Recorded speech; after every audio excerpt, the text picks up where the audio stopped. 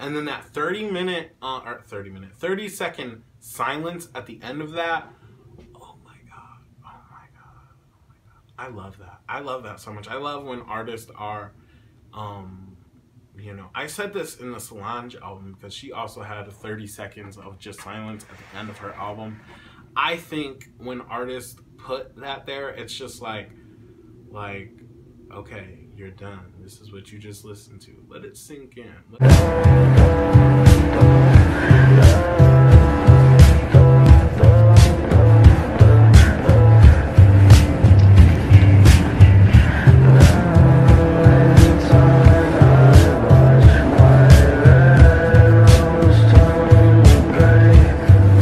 Hello, motherfuckers. Welcome back to Motherfucker Channel. Today I'm going to be reviewing the Sweetner album.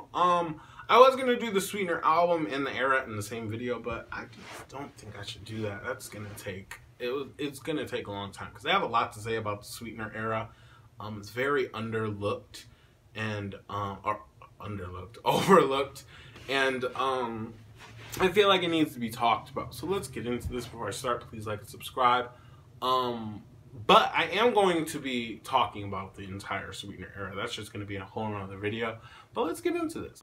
What I'm going to be doing is going through each song of this album and just telling you my thoughts as the album, you know, like grew on me and as I could get into all the songs and stuff, like, because clearly off my first listen, I couldn't, you know, determine whether this was my favorite song or not. You know, I had to let the album grow on me.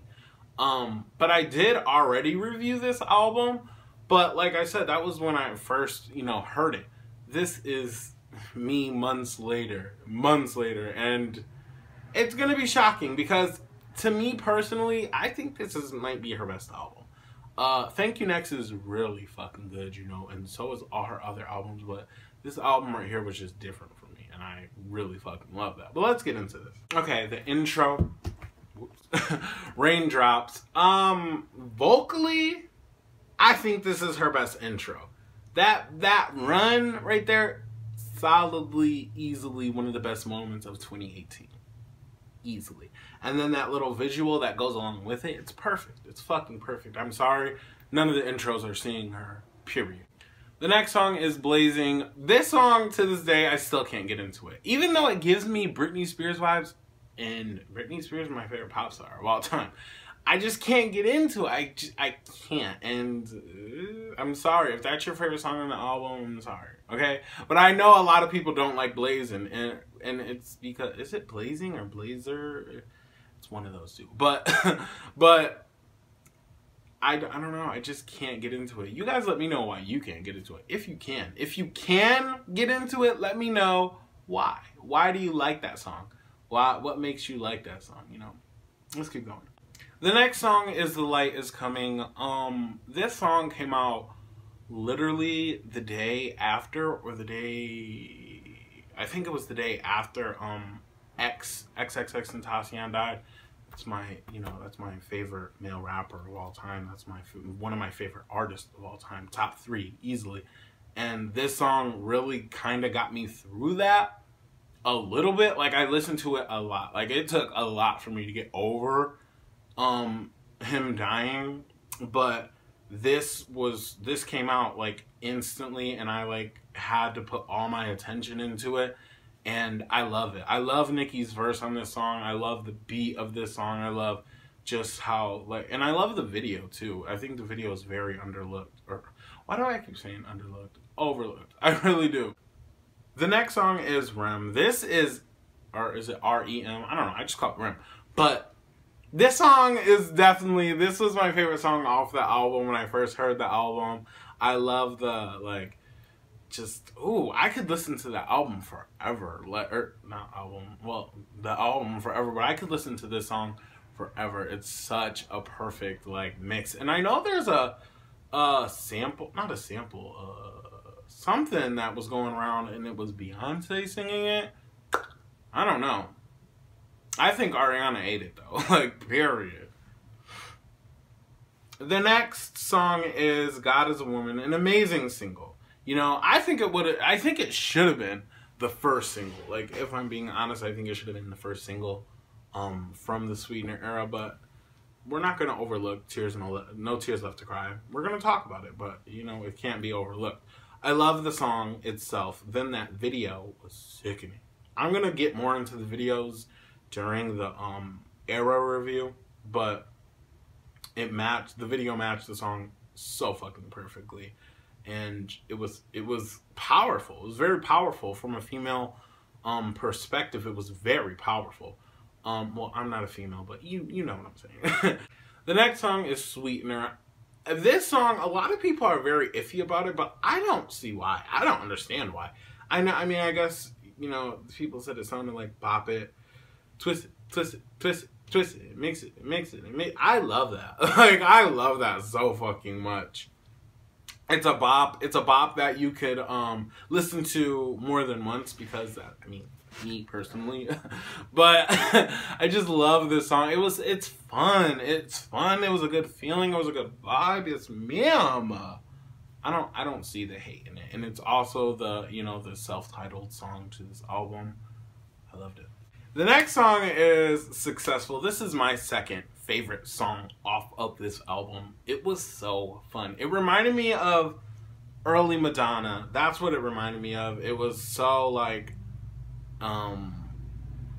powerful because, you know, it's fun, but it was powerful at the same time because she's young, she's having fun, she's making money, breaking hearts, period. And that's all we ever want to do, you know.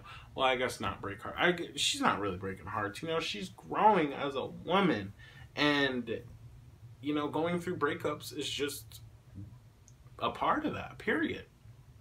And I love that. I love that so much. But that's not even what Successful was about. Successful was just about her, like, having her own money, doing whatever she wanted to do. Bitch. We love that. That's inspiring, to say the least, okay?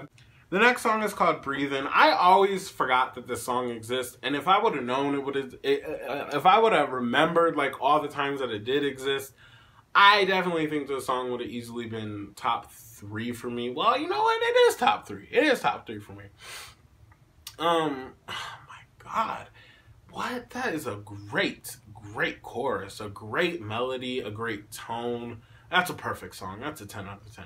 Easily. Let me know how you feel about that song. I'm really, like, curious about how people feel about it every time. The next song is called Breathin'. This song always comes on shuffle for some reason.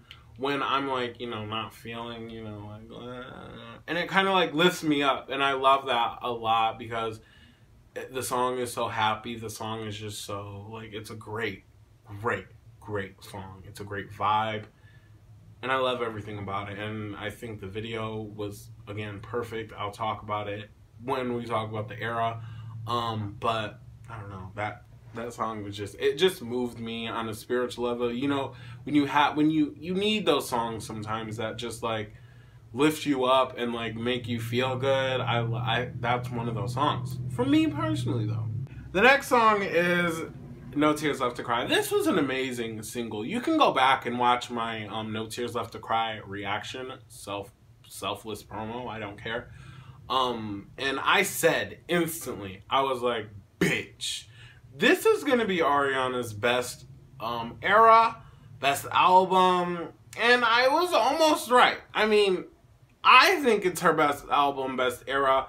A lot of people will say Thank You Next is, and that's, you know, that's okay. You know, that's okay to say that because it's definitely up there with her best. But I don't know. I feel like Sweetner was so overlooked, and I don't know why. But No Tears Left to Cry, oh my God. Oh my God, that video. I could talk about it for days.